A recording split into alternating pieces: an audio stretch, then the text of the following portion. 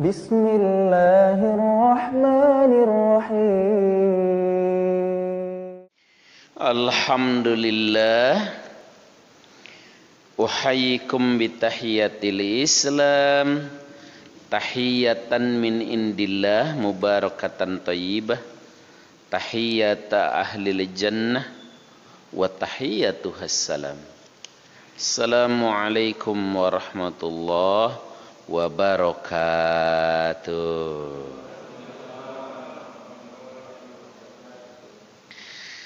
Alhamdulillah. Alhamdulillahilladzi amarana bisilatir rahim wa nahana an qat'iha. Asyhadu an la ilaha illallah wahdahu la syarikalah wa asyhadu anna Muhammadan abduhu wa rasuluh. Allahumma iftah lana qulubana wa alhimna rushdana wahdina ila siratikal mustaqim. Faqala ta'ala a'udzu billahi as-sami'il 'alim minasyaitonir rajim. Ya ayyuhalladzina amanu ittaqullaha haqqa tuqatih wa la tamutunna illa wa antum muslimun, amma ba'du. Terima kasih kesempatan yang diberikan Bapak-bapak dan saudara-saudara jamaah maghrib Masjid Al-Ikhlas, jamaah ngaji kitab Al-Adabul Mufrad. Bersyukur kita kepada Allah di malam yang barokah ini. Allah menurunkan rizkinya dalam bentuk hujan. Semoga dengan hujan ini wabah segera berlalu. Dan alhamdulillah kita dapat hadir dalam program ngaji kita. Dan malam ini kita masuk bab silaturrahim. Bab silaturrahim. Sudah sering saya sampaikan yang namanya silaturrahim itu adalah menjalin hubungan yang masih ada ikatan rahim. Mungkin rahim ibu yang sama, adik, kakak, ya, adik kandung, kakak kandung, atau rahim nenek yang sama, sepupu, ya, alo, paman, uwa, suan, atau boleh jadi rahim buyut yang sama. Itu silaturahim. Jadi tidak sesederhana Tidak sesederhana pengertian kita. Kalau yang tidak ada hubungan darah, tidak ada hubungan rahim, itu namanya ukhuwah. Misalnya saya bersahabat dengan Syarif, sudah seperti saudara, itu namanya ukhuwah. Karena saya tidak ada hubungan darah, hubungan rahim dengan beliau. Tapi kalau dengan sepupu, ponakan, uwa, paman, nah itu silaturahim. Ya. Mari kita lihat hadisnya. Ini diceritakan oleh Abu Ayyub Al-Ansari, ya. Abu Ayyub Al-Ansari adalah sahabat yang rumahnya menjadi tempat tinggal Rasulullah sallallahu alaihi wasallam pada waktu beliau hijrah ke Madinah. Di waktu Rasulullah sallallahu alaihi wasallam hijrah, yang pertama beliau bangun apa? Masjid. Kalau rumah beliau numpang di rumahnya Abu Ayyub Al-Ansari. Dan berebut para sahabat tuh ingin rumahnya ketempatan sama Rasul.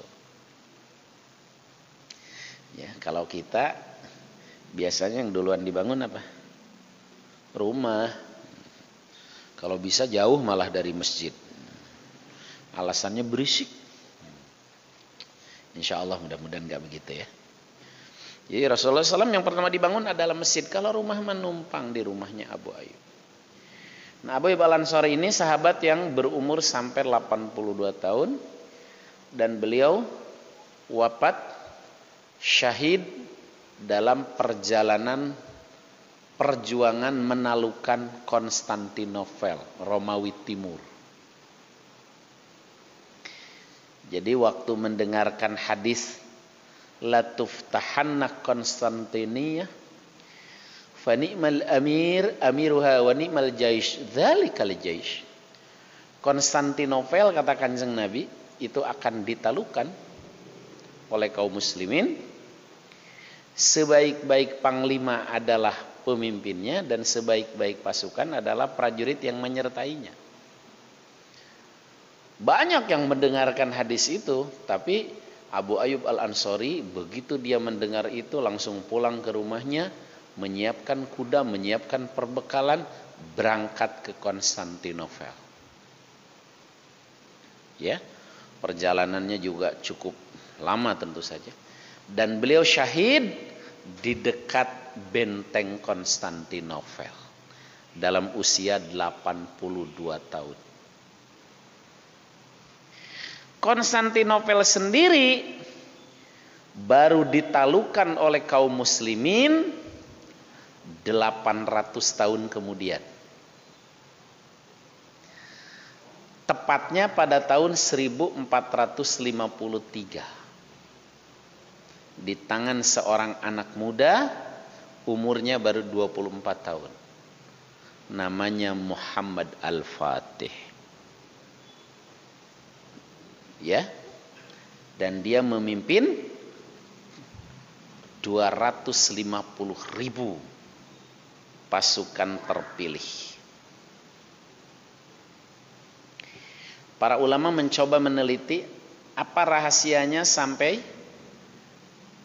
Muhammad Al-Fatih diprediksikan oleh hadis Kanjeng Nabi sebaik-baik panglima dan sebaik-baik pasukan. Ternyata beliau dari sejak baligh ya, sampai sejak umur 10 tahun sampai 24 tahun dia menaklukkan Konstantinopel, tidak pernah kelewat yang namanya tahajud. Jangan tanya sholat rawatib, jangan tanya duha, apalagi sholat fardu. Tahajudnya nggak pernah kelewat. Disebut panglima terbaik. Dan pasukan yang 250.000 itu disebut pasukan terbaik karena ternyata syarat menjadi pasukan inti tersebut adalah tidak boleh ketinggalan sholat berjamaah sekalipun. Jadi kalau ada yang ketinggalan berjamaah langsung diganti oleh yang baru. Sehingga Konstantinopel dapat ditaklukkan, lalu berubahlah namanya oleh Muhammad Al-Fatih, dirubah menjadi Istanbul. Asalnya Konstantinopel dirubah menjadi Istanbul, artinya Islam Jaya atau negeri Islam. Tapi kemudian dipelesetkan di zaman sekuler menjadi Istanbul. Jadi L-nya dikasih guret. Asalnya Istanbul, jadilah Istanbul. Tapi alhamdulillah hari ini kembali menjadi Istanbul, walaupun namanya tetap Istanbul, tapi isinya sudah menjadi Istanbul, negeri Islam. Nah, kuburan Abu Ayyub Al-Ansori sampai sekarang masih ada di dekat benteng Konstantinopel. Ya, nanti kalau kita umroh plus Turki, insya Allah kita bisa mampir ke ziarah ke kuburnya Abu Ayyub Al-Ansori untuk mengambil semangat jihadnya. Usia 82 tahun masih berangkat ke medan jihad. Kalau kita 82 tahun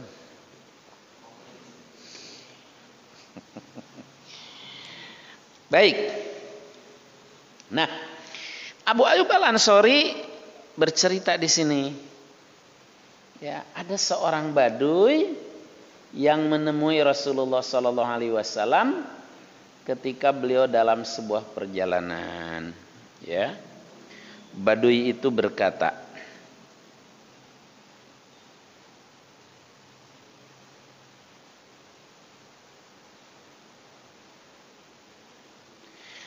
akhbirni ma yuqarribuni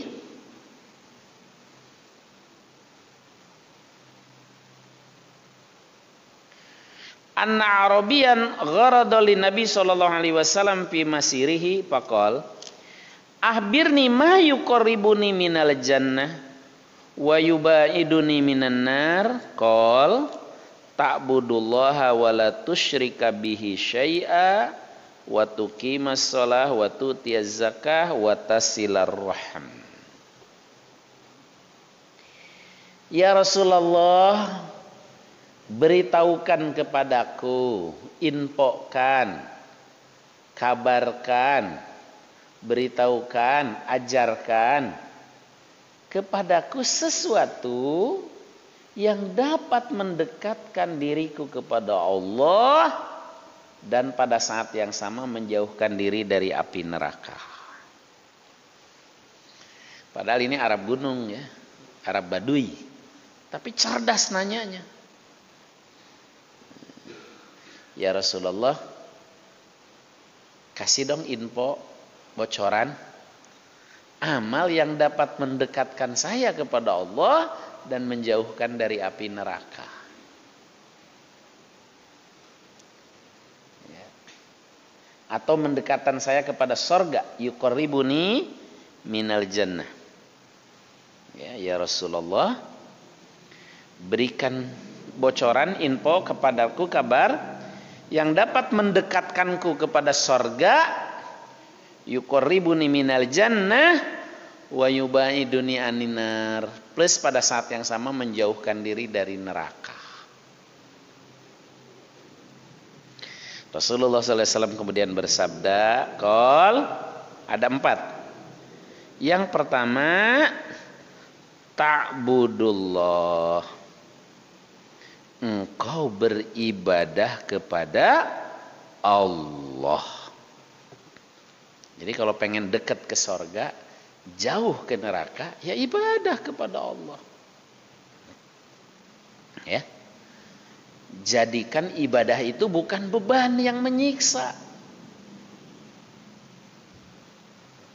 Ya, sholat bukan beban, tapi justru sarana untuk dekat kepada Allah, tempat mengadu setiap persoalan kepada Allah, tempat merasakan kenikmatan jiwa, kenikmatan batin.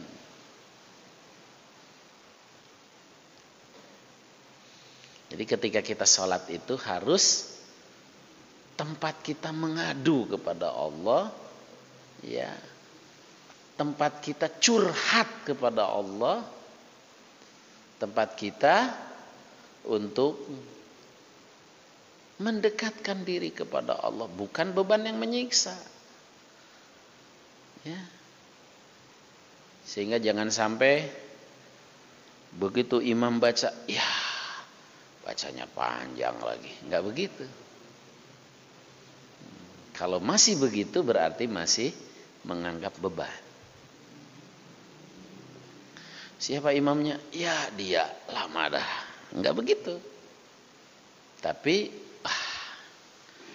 merasakan nikmat, kenikmatan batin, kenikmatan jiwa, kenikmatan hati.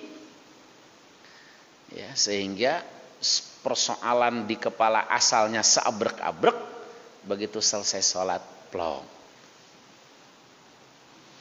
Ada kedamaian, ada kesejukan. Bahkan rasa sejuk itu dirasakan dari sejak wudu. Ya. Wudu itu kan luar biasa. Sampai-sampai kata Kanjeng Nabi, kalau kalian marah aja wudu.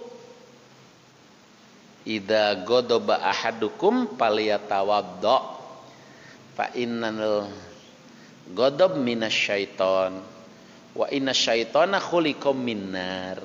Wa innan nar tudfa'u bil ma'. Kalau lagi marah, lagi kesel, lagi genek, apa lagi? Lagi marah, kesel, genek, amok, nyedek, tanaga midek. Ya, lagi kesel, marah, berwudulah. Kenapa?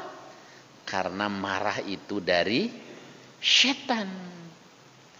Setan itu diciptakan dari api. Api itu kalahnya oleh air. Ikhtiar kemanusiaan kalau lagi marah wudu. Kalau lagi ya. Jadi kesejukan itu sudah dirasakan dari sejak wudu. Segar, sejuk. Ya. Apalagi ketika kita mulai takbir, baca doa iftitah, baca Fatihah atau dengar Fatihah dalam berjamaah, ketika ruku, ketika sujud.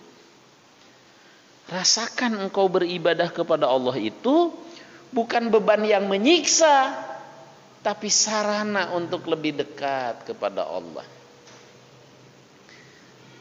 Kan kita kepada Allah itu harus seperti bayi kepada ibunya.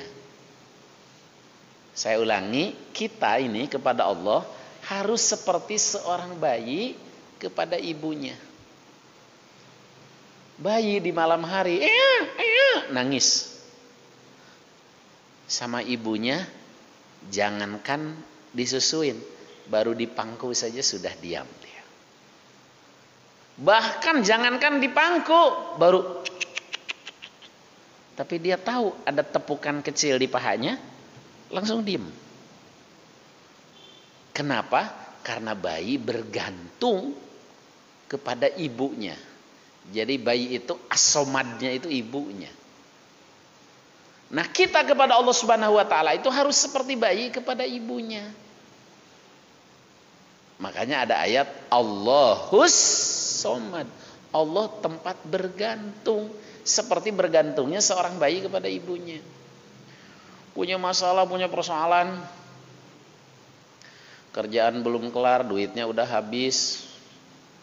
Misalnya kan, hutang punya, yang nagih mulai ngelirik, sabrek-abrek persoalan, tapi begitu takbir semuanya flop. Ya. Jadi beribadah kepada Allah itu bukan beban yang menyiksa, tapi ketenangan jiwa, kedekatan hati, ta'budullah. Sudah begitu mendekatkan ke surga lagi. Yang keduanya apa? Wala tusyrik bihi syai'a. Nih, lagi-lagi. Jangan pernah musyrik, menyekutukan Allah dengan sesuatu apapun, sedikit pun. Beribadah yang benar, yang betul-betul dirasakan sebagai kebutuhan jiwa, pada saat yang sama nggak boleh musyrik. Baik musyrik yang besar, minta kepada selain Allah, minta kekayaan pada selain Allah, ya, minta perlindungan kepada selain Allah, bergantung kepada selain Allah, maupun ya musyrik-musyrik yang bisa jatuh kepada musyrik besar, tetapi juga bisa musyrik biasa, ya. Punya jimat, punya rajah, isim, ya. Walaupun jimatnya tulisannya berisi ayat Quran, dapatnya dari kiai, udeng-udengnya 7 meter.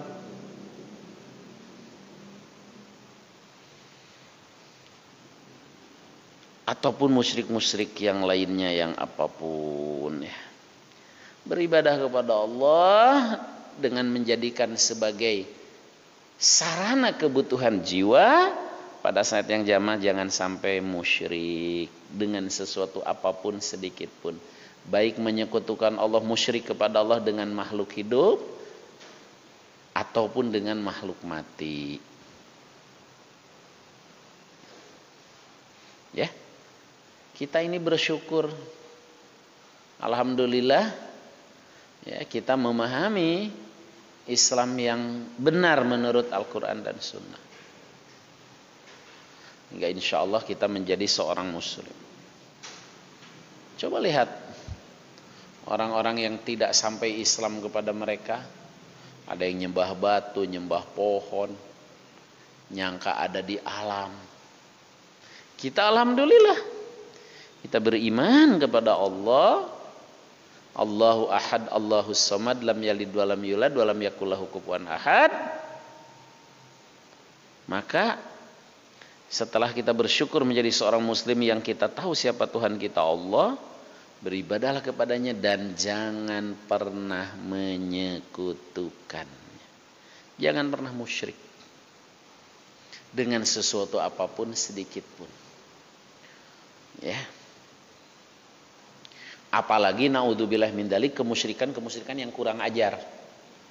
Kemusyrikan kurang ajar apa sih Ustaz? Nuduh Allah punya anak, nuduh Allah ya bisa jadi setengah manusia, setengah Tuhan. Naudzubillah, itu kemusyrikan yang paling konyol.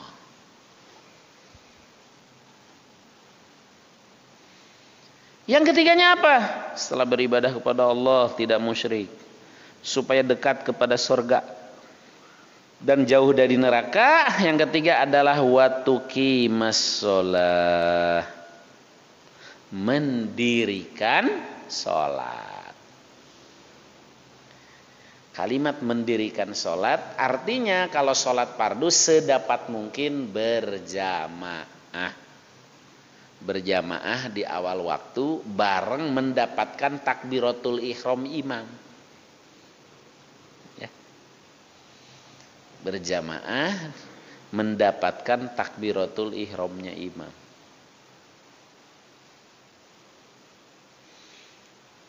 Ya, kalau sholat fardu berjamaah.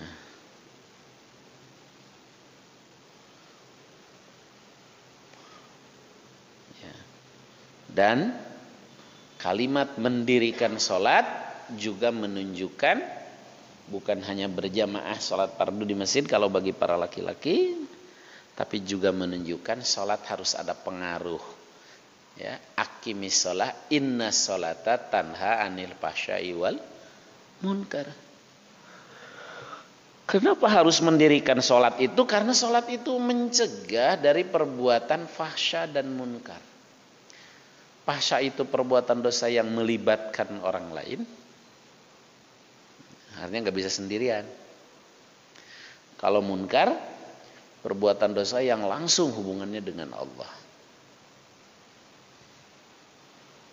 Nah, mendirikan sholat yang betul-betul mampu berpengaruh dalam keseharian, terhindar dari perbuatan fahsya dan munkar, dosa kolektif maupun dosa pribadi.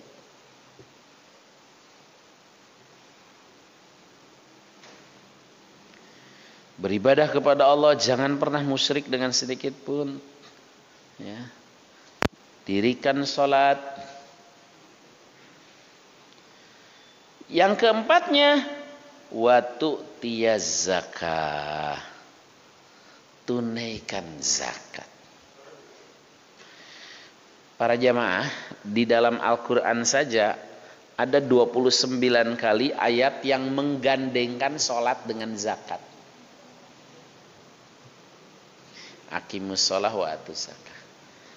Mengapa demikian? Karena sholat dan zakat itu ya dua hal yang tidak boleh tidak ada pada kita. Karena sholat itu mencetak kesolehan personal, kalau zakat itu mencetak kesolehan sosial.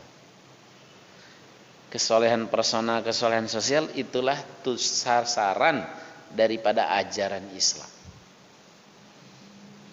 Ya, jadi orang itu nggak boleh hanya baik secara pribadinya saja. Ya. Ibadahnya sih bagus, sholatnya berjamaah terus, khusyuk terus, tapi pelitnya minta ampun. Nah, itu artinya dia soleh secara personal tapi tidak soleh secara sosial. Itu ibarat dia berdirikan sholat tapi tidak menunaikan zakat. Jadi zakat, infak, sedekah, peduli si yatim, peduli si miskin, ya, taat sama, peduli sama tetangga dan lain sebagainya.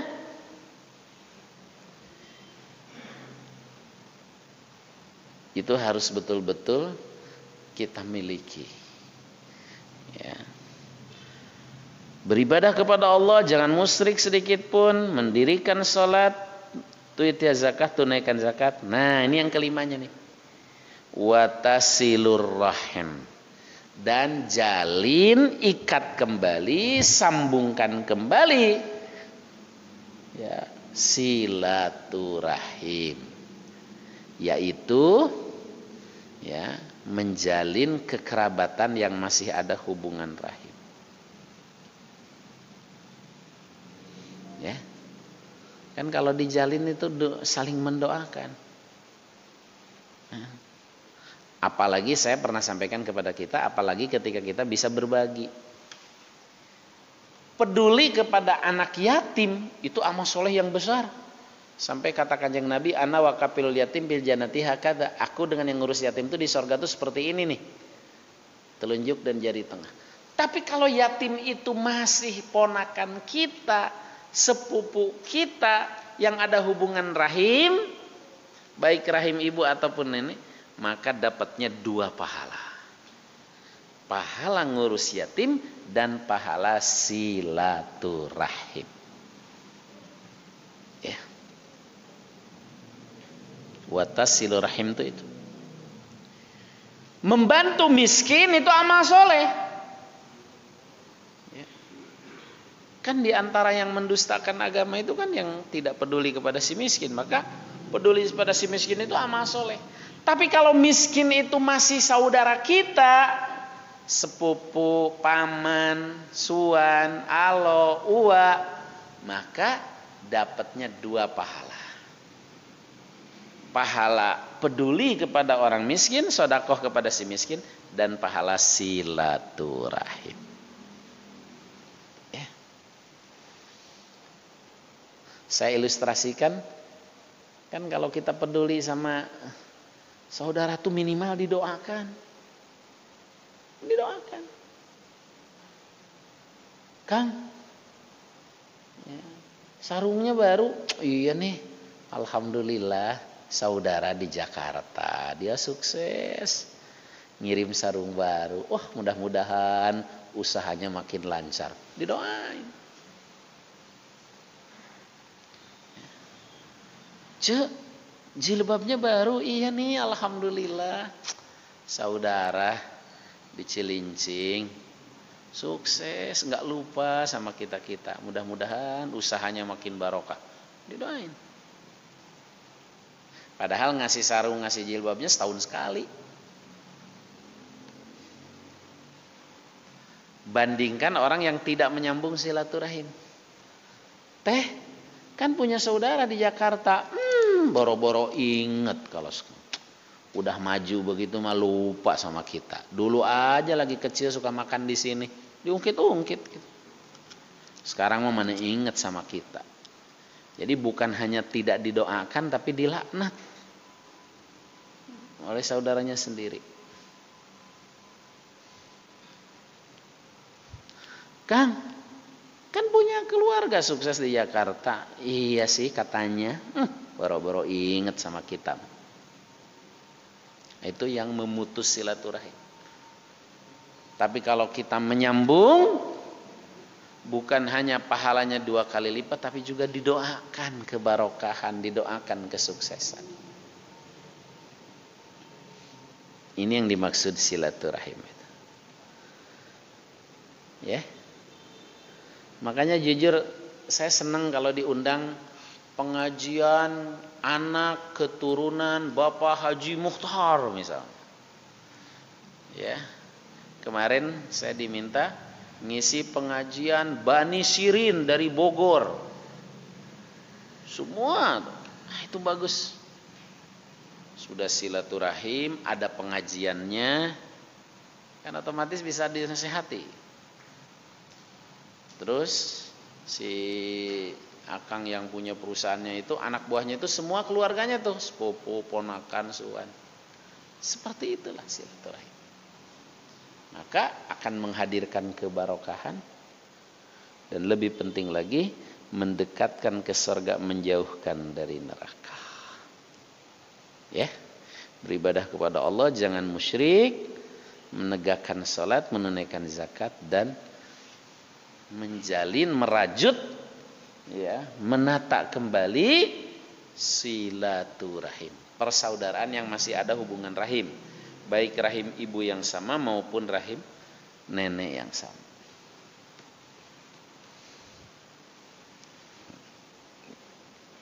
Naik deh.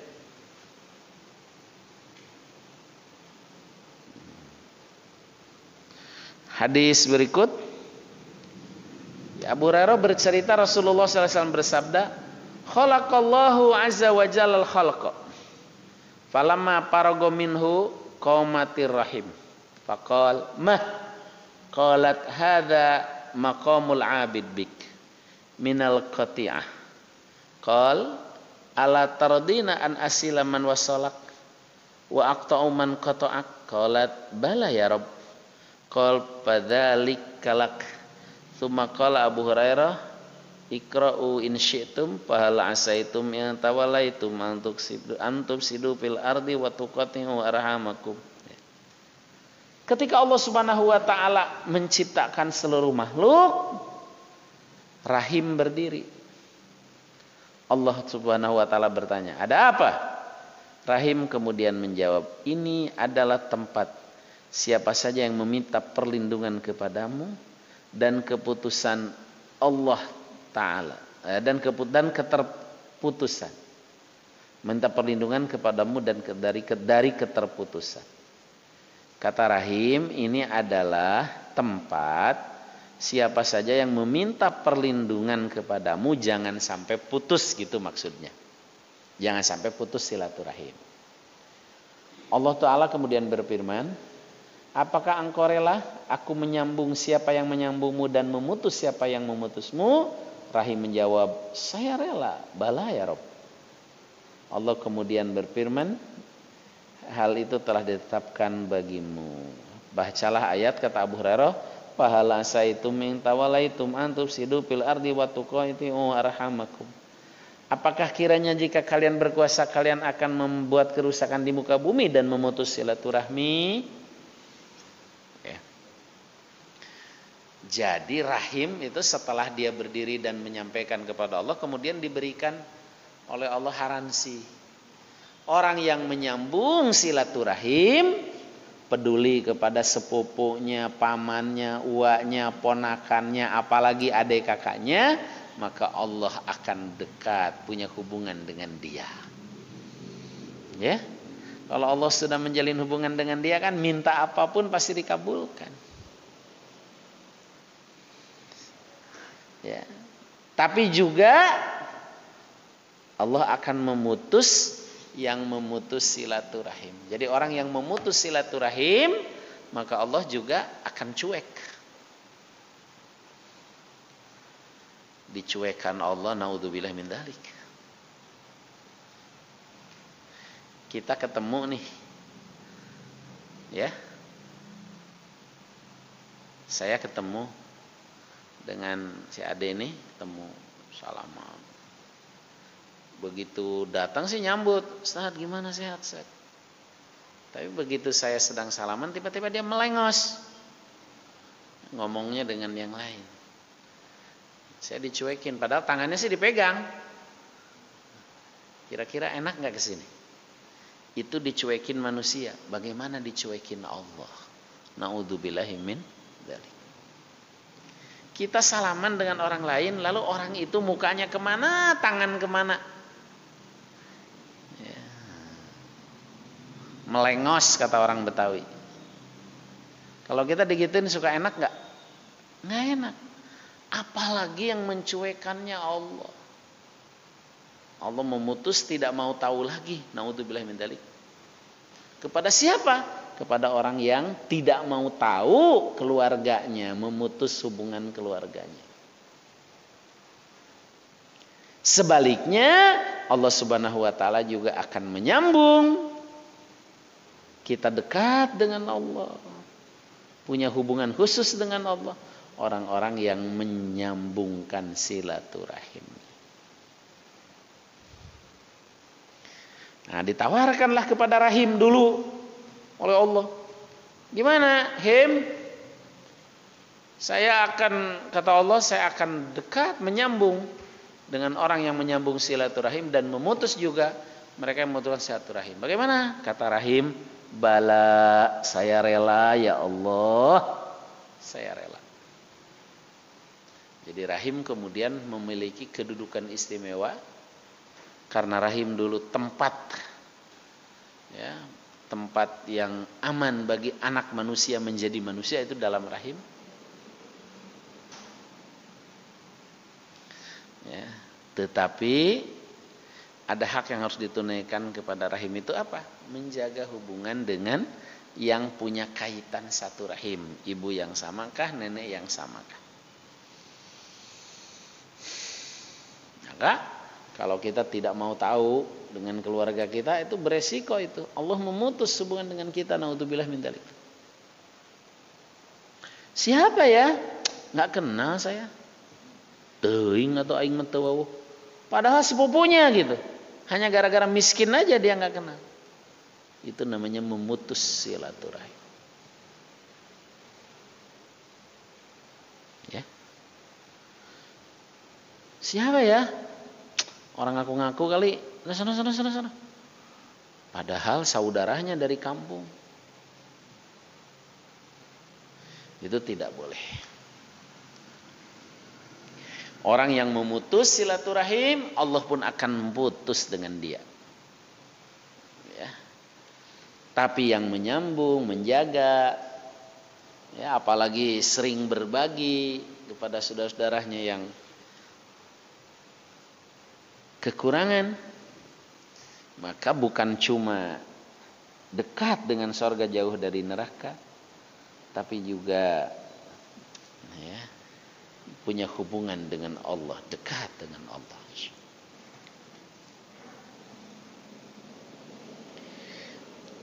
Lanjut Dek, masih ada?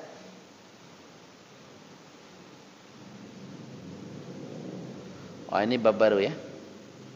Oke, berarti bab silaturahim selesai sampai di sini. Ini kembali menguatkan beberapa yang sebelumnya sudah pernah saya sampaikan. Betapa bahwa silaturahim itu tidak sesederhana yang kita pahami. Tapi silaturahim itu prioritasnya adalah menjaga hubungan baik, ya, kekeluargaan, kekerabatan dengan yang masih ada hubungan rahim. Ibu kah, kek nenek kah, buyut kah, dan sebagainya. Dan insya Allah kalau kita menyambung silaturahim, maka akan semakin dekat kepada Allah. Ya.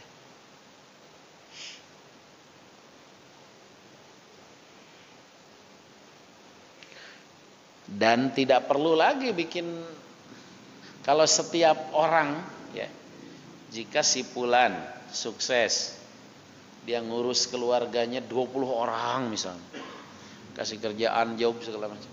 Ada lagi si fulan sukses, dia kasih pekerjaan anaknya 20 orang. Terus dia peduli kepada saudaranya 20 orang, maka insya Allah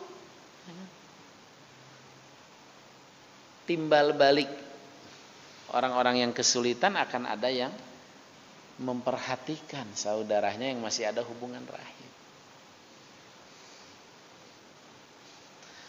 Jangan ini mah sekalinya ketemu udah golok-golokan rebut warisan. Udah nggak pernah ketemu, sekalinya ketemu hanya untuk ribut soal warisan. Naudzubillahi min dzalik. Nggak pernah tahu, nggak pernah ketemu, sekalinya tahu dan ketemu hanya untuk buka waris saja. Setelah itu udah aja pergi lagi. Tentu itu bukan seorang muslim yang baik. Seorang muslim yang baik betul-betul harus dijaga yang namanya silaturahim, yaitu peduli merajut hubungan yang masih ada hubungan keluarga. Kalau yang masyarakat umum seperti ini tidak ada hubungan keluarga, itu namanya ukhuwah. Indah Islam. Sampai dulu para sahabat Muhajirin ketika dipersaudarakan dengan saudaranya yang Ansor. Itu kan kita bisa baca bagaimana. Nah, itu ukhuwah. Itu aja luar biasa bagaimana praktek. Nah, kalau dengan yang masih ada hubungan darah sekali lagi adalah silaturahim dan ini harus dijaga betul.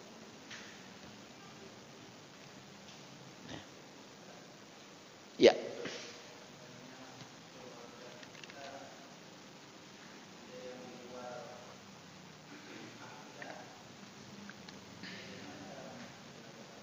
Ya.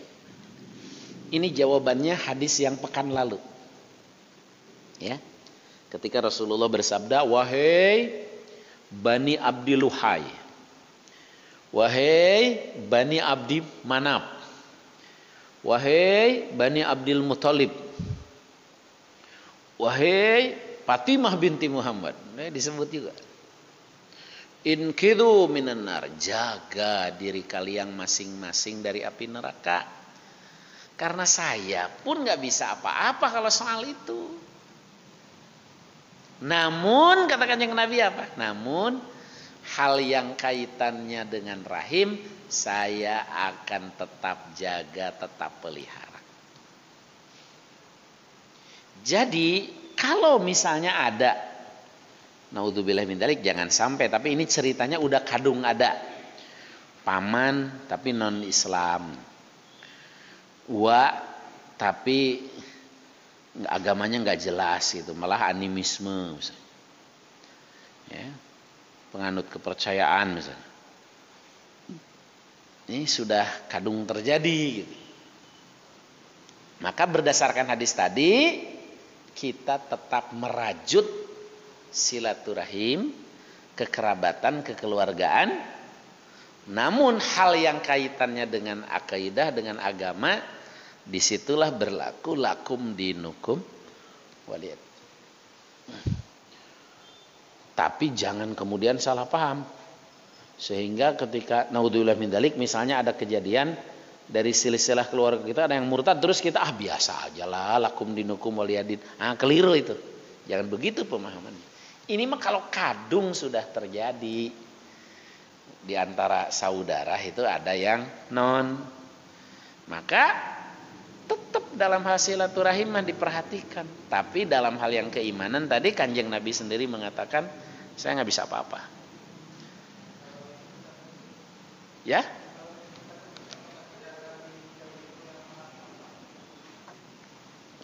Kenapa Ji? Tetap berdosa. Tetap berdosa. Karena dalam hadis Kanjeng Nabi, urusan yang kaitan silaturahmi saya akan jaga. Tapi urusan kamu agamanya batil di mata Allah itu urusan kamu. Makanya katakannya lebih saya tidak bisa apa-apa dalam hal yang kaitannya dengan ibadah, apalagi keimanan tadi. Kalau kadung sudah terjadi, tapi jangan salah paham kemudian kita jadi longgar. Naudzubillah min dzalik, jangan sampai ya. Tapi ini contoh, tiba-tiba dari dari barisan sepupu atau paman atau misalnya ada yang murtad, terus kita biasa aja, biarin aja lakum dinukum waliyadin, yang penting kita jaga silaturahim. Itu salah paham. Jangan sampai naudzubillah min dzalik dari keluarga kita, bani kita yang ada hubungan rahim, tiba-tiba misalnya naudzubillah jangan sampai murtad, jangan. Tapi pertanyaan tadi berbeda ketika sudah kadung. Ya. Jangan salah paham sehingga kemudian kita menjadi longgar kepada orang yang pindah agama, naudzubillah, jangan sampai. Ya. Demikian subhanakallahumma bihamdik asyhadu an la ilaha illa anta astaghfiruka wa atubu ilaik.